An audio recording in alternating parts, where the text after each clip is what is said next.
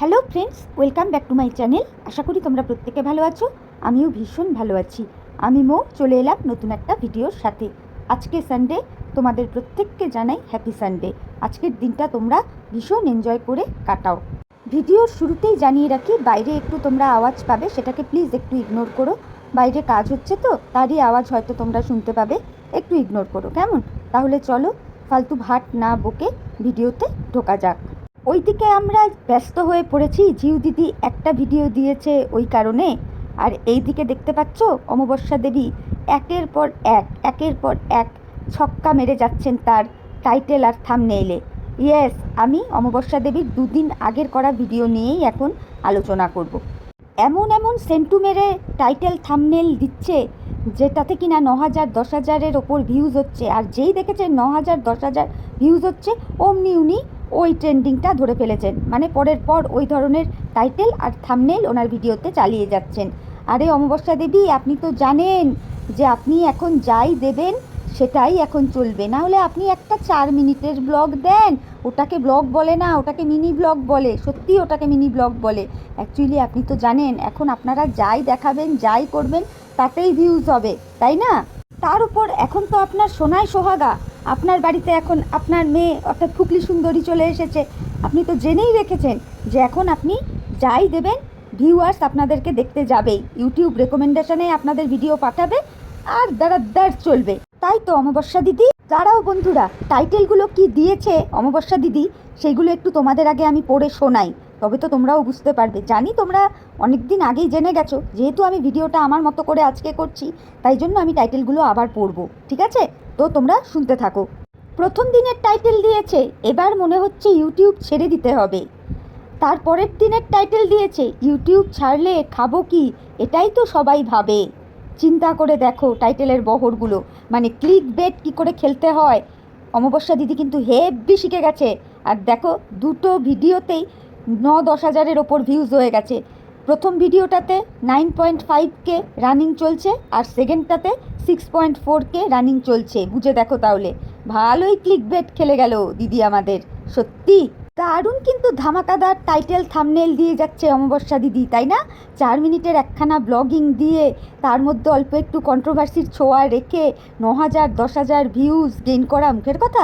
যদিও 10,000 এখনও হয়নি, হতে কতক্ষণ, 2-3 দিনের মধ্যেই দেখবে 10,000 ক্রস করে গেছে। সাব্বাস অমাবস্যা দেবী, আপনি চালিয়ে যান, থামবেন না, একদম থামবেন না। বিশ্বাস করেন অমাবস্যা দেবী, কেউ ভাবে না যে আপনি ইউটিউব ছেড়ে দিলে আপনি খাবেন কি। কারণ আমরা খুব ভালোভাবে জানি তো, আও ভক্তি কাকু পুলিশে চাকরি করে, আপনার একটা সোর্স অফ ইনকাম রয়েছে, অর্থাৎ আপনার হাজব্যান্ডের। ইউটিউব যখন ছিল না তখন আপনারা খেতে পেতেন তো, তাই তো? তাহলে এখনও যদি ইউটিউব আপনি ছেড়ে দেন, না খেতে পেয়ে মরবেন না, এইটুকু আমরা সবাই জানি, সবাই মানি। বুঝতে পেরেছেন তো? বাবা যেমনভাবে ক্লিকবেট খেলেছেন কি বলবো আর। ইউটিউব ছেড়ে দিলে খাবো কি, আহারে, যেন ইউটিউব যতদিন ছিল না ততদিন একেবারে পেটে গামছা বেঁধে বসেছিলেন। কবে ইউটিউব নামক বস্তু আসবে আর তখন ইনকাম করবেন আর তখন খাবেন, এমন ব্যাপারটা কি? এমন তো নয়, তাই না? সুতরাং এইগুলো না কেউ ভাবে না, বিশ্বাস করুন, কেউ ভাবে না। তারপরে আপনার কলিজার টুকরো সোনা আছে না, সোনা দেখি তো, ভালোই তো টোটো চালাচ্ছে, তার মানে ওখান থেকেও ভালো একটা ইনকাম সেও করে, তাই না? আপনি তো একেবারে সোনা অন্ত প্রাণ, সোনা সোনা সোনা সোনা সোনা সোনা সোনা সোনা সোনা করেন সারাক্ষণ আপনার ভিডিওতে। তাহলে সোনাও তো ইনকাম করে। আবার আপনিও তো শুনছি কী সব মিটিং টিটিং করেন, দলঠল করেন, জিনিসপত্র বিক্রি বাট্টা করেন, সেইখান থেকেও টাকা পয়সা রোজগার করেন। এছাড়াও টুকটাক অন্যান্য আরও কাজকর্ম আপনারা করেন। সুতরাং এমনটা নয় যে ইউটিউব না করলে আপনারা খেতে পাবেন না। সব থেকে বড় কথা, এত বছর আপনি আছেন, আজকে 1 থেকে 1.5 বছর, ম্যাক্সিমাম হলে 2 বছর হলো ইউটিউব করছেন, তাও আপনার মেয়ের দৌলতে। তাই এর আগে কি আপনি খেতে পেতেন না বলুন তো? আপনি নিজেই চিন্তা করে বলুন। কেন শুধু শুধু মানুষজনের ওপরে দোষ চাপান বলুন তো? কখনোই কোনো মানুষজন এইরকম ভাবে না। কেন জানেন? কারণ আপনার মেয়ে 2 হাতে টাকা রোজগার করেছে, সে যেমন খরচাও করেছে, সে আপনাদের পেছনেও প্রচুর টাকা ইনভেস্ট করেছে। সুতরাং আপনারা যে না খেতে পেয়ে মরবেন না, এটা আমরা সবাই জানি। আমরা অযথা কেন এইসব ভাবতে যাব? সুতরাং অযথা মানুষের ঘাড়ে দোষ চাপাবেন না অমাবস্যা দেবী, বুঝতে পেরেছেন? যাই হোক, এ তো গেল অমাবস্যা দেবীর কথা।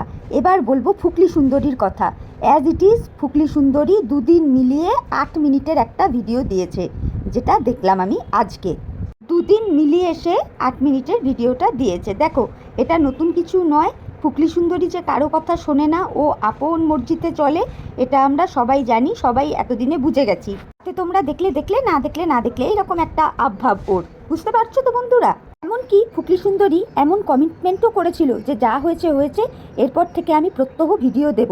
কিন্তু অরিজিনালিটিতে কি দেখা গেছে, তার পরের দিনই ওর ভিডিও গায়েব, অর্থাৎ ভিডিও দেয়নি। এই তো ওর অবস্থা।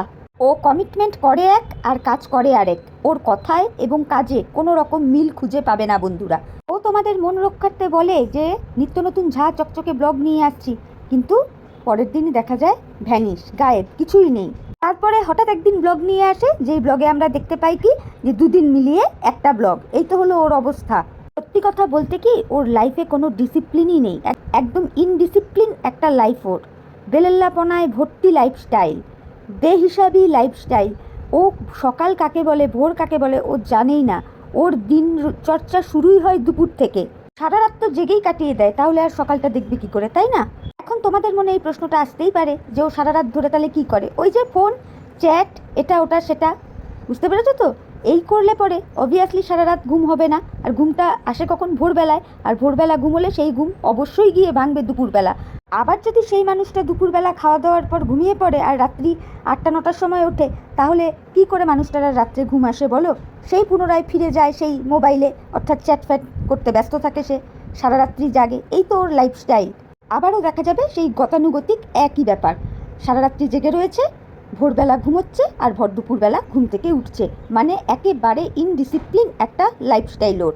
এখন ও এমনও নয় যে ওর বিজনেসের কাজ নিয়ে ব্যস্ত বা রান্নাবান্না নিয়ে ব্যস্ত। ও যে রান্নাবান্না করতো না সেটা আমরা এর আগেও দেখেছি, যে ও সেই অর্থে রান্নাবান্না করতো না।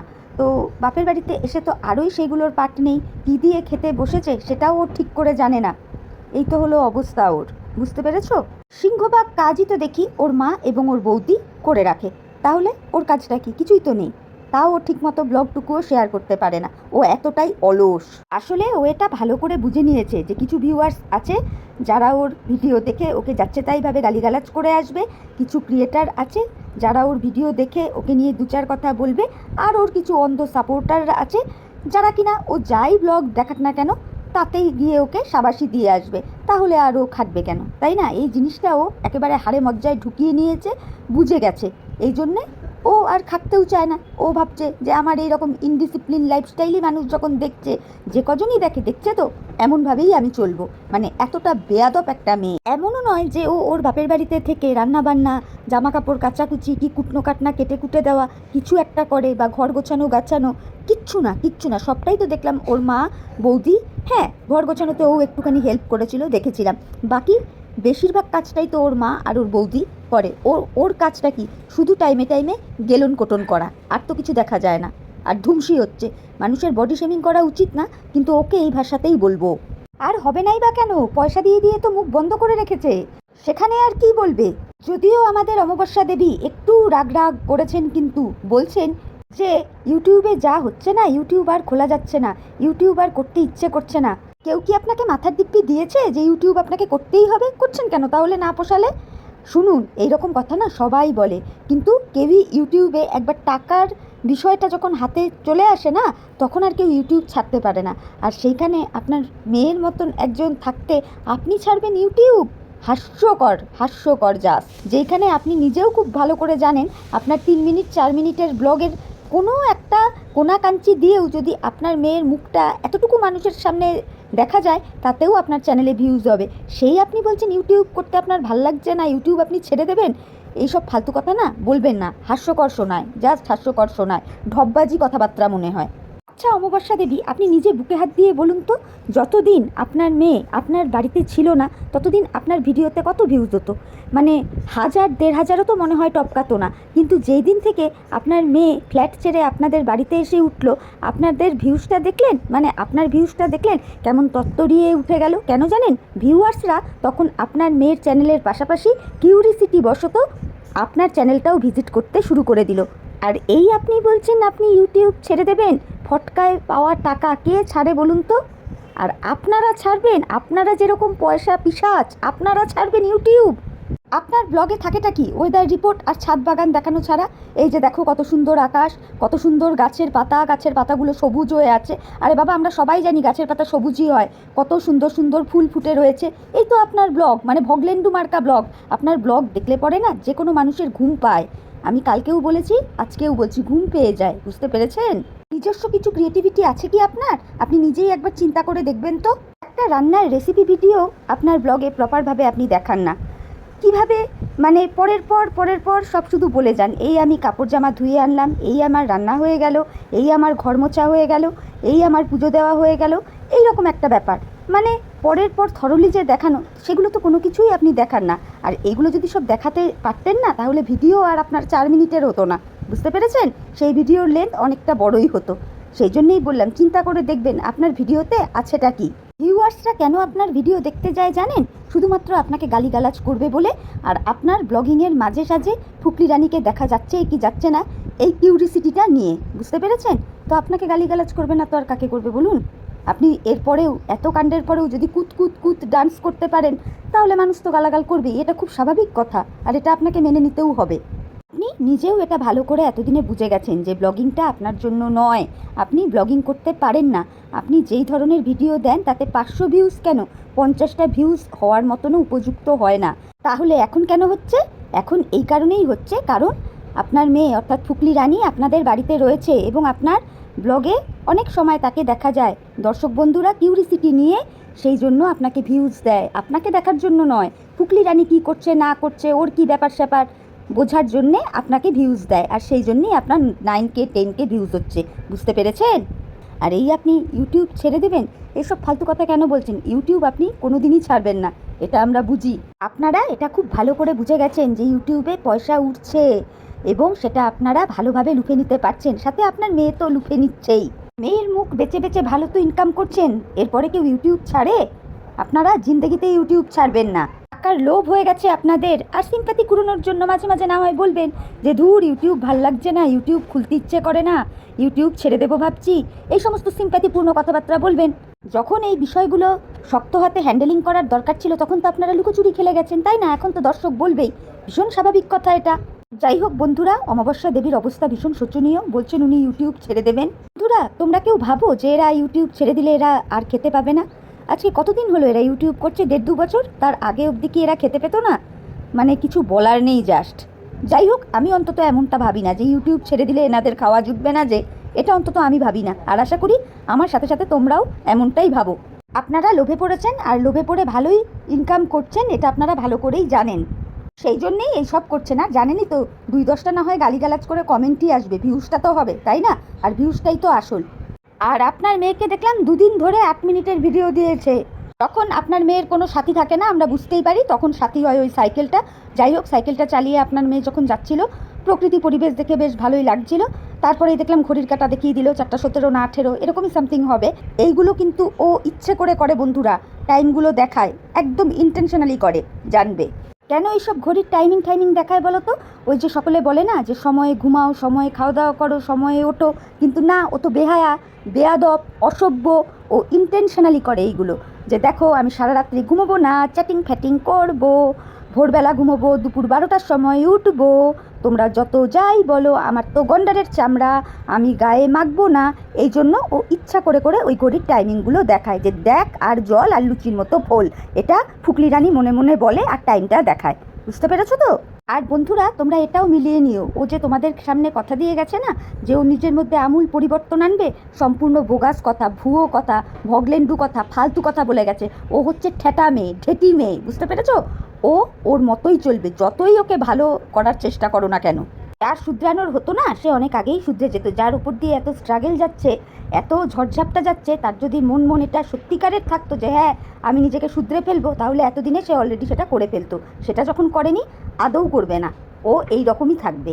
অ্যাটলিস্ট ব্লগিংটাও প্রপার ওয়েতে করতো, কিন্তু না, ওর তো তেমন ব্যাপার না। দেখলে দেখ, না দেখলে না দেখ। ওইদিকে মিত্রবাবুর যেরকম হয়েছে, যে আমি আমার মতোই চলবো, যার ইচ্ছা হবে দেখলে দেখবে, না দেখলে না দেখবে।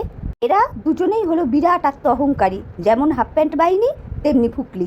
এদের সবসময় লক্ষ্য হলো সৌমালিদির মতো হব, সৌমালিদির মতো ল্যাভিশলি লাইফ লিড করব, কিন্তু ওর মতো কর্মদক্ষতা আমরা দেখাতে পারবো না।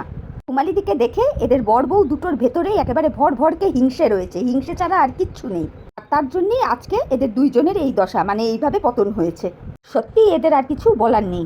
যাই হোক, এরপর ফুকলি সুন্দরী বলছিল যে ও সোনার দোকানে যাবে, সেখানে কিছু টাকা পয়সা দেবে, কারণ সামনেই ওর দাদার বিয়ে রয়েছে, সেখানে তো কিছু অর্নামেন্টস দিতে হবে, তো মাসে মাসে করে কিছু কিছু করে টাকা সোনার দোকানে দিতে হবে। আচ্ছা, আমার এখানে একটা প্রশ্ন রয়েছে, এই সোনার জিনিসটা দেওয়ার দায়ভারটা কার পড়ে, ফুকলি সুন্দরীর নাকি ফুকলি সুন্দরীর বাবার? মানে চিন্তা করে দেখো, বিয়ে বাড়িতে গান্ডে পিণ্ডে গিলতে যাবে সবাই, অথচ উপহারের দামটা দিবে ফুকলি সুন্দরী। কি আশ্চর্য না? সোনার ডিমপাড়া হাঁস ভাই, এমনি এমনি কি ছেড়ে দেওয়া যায়? থাকতে দিয়েছে বাড়িতে, এইগুলো যদি না করে ওদের 3 লাথি মেরে বের করে দেবে। এইখান থেকে পরিষ্কার বোঝা যাচ্ছে যে ফুকলি সুন্দরীর পরিবারের সমস্ত খরচাটাই বিয়ার করে, মানে ওর মা বলো, বাবা বলো, দাদা বলো, বৌদি বলো, ইচ অ্যান্ড এভরিওয়ানের যাবতীয় খরচাপাতি সবটাই এই ফুকলি সুন্দরী বিয়ার করে। না হলে আমরা সাধারণ ক্ষেত্রে কি দেখতে পাই, বাবা মা একটা কোনো গিফট দিত, আর ও যেহেতু ওই বাড়ির মেয়ে, ও ভালোবেসে না হয় ওর দাদার বউকে, মানে যার বিয়েতে যাবে তাকে একটা ভালোবেসে ছোটোখাটো কিছু উপহার দিত, তাই না? তেমনটা কিন্তু দেখলাম না। সোনা যার দাম এখন আকাশ ছোঁয়া, এই বাজারে ভীষণ ক্লোজ কেউ ছাড়া, মানে আত্মীয়দের মধ্যেও হয়তো সোনা আদান প্রদান করছে না বিয়ে থার মধ্যে, সেই জায়গায় ফুকলি সুন্দরীকে সোনার জিনিস দিতে হচ্ছে। বুঝে দেখো তাহলে। আমার এখানে না বন্ধুরা, জানো তো, একটা প্রশ্ন মাথার মধ্যে ভীষণভাবে কাজ করছে। ফুকলি তার ফ্যামিলির জন্য করে, খুব ভালো কথা, মেয়েরা তার বাবা মায়ের জন্য, তার বাপের বাড়ির জন্য করতেই পারে, কিন্তু সেটা কি সে স্বতঃস্ফূর্তভাবে করছে নাকি চাপে পড়ে করছে? এটা কিন্তু একটা বড় প্রশ্ন থাকে, তাই না? কেন কি, যেখানে আমরা জানতে পাচ্ছি যে ফুকলির বাবা একজন সরকারি চাকরি করে, ফুকলির দাদার ইনকাম রয়েছে, তাহলে বিয়েবাড়ির গিফট দেওয়ার বেলা কেন সবাই তারা হাত গুটিয়ে নেয়? সম্পূর্ণ দায়ভারটাই কেন ফুকলির ওপরে পড়ে? অবশ্য হ্যাঁ, এটাও ঠিক, ফুকলিরও একটু মানে রেলা নেওয়ার স্বভাব আছে, তো নাম কিনতে হবে না যে দেখো আমি কত বড় ইউটিউবার, দেখো আমি এই জামানায় এসেও, এই ডেটে এসেও সোনার জিনিস দিচ্ছি, এইগুলোই আর কি। তো যাই হোক, চলো বন্ধুরা, ভিডিওটা একটু বড় হয়ে গেল, ভিডিওটা আমি এখানেই রাখছি। ভিডিওটা তোমরা শুনে দেখো, আমার কথায় যুক্তি আছে কি নেই তোমরা তোমাদের মূল্যবান মতামত দিয়ে জানিও। আর ভিডিওটা শুনে ভালো লাগলে অবশ্যই লাইক, কমেন্ট, শেয়ার, সাবস্ক্রাইব করে আমার চ্যানেলের পাশে থেকো। তাহলে চলো, এখনকার মতো বিদায় নিচ্ছি, নতুন একটা ভিডিওর সাথে আবার দেখা হয়ে যাবে। ততক্ষণ প্রত্যেকে ভালো থেকো, সুস্থ থেকো, সাবধানে থেকো, tata, bye, love you all.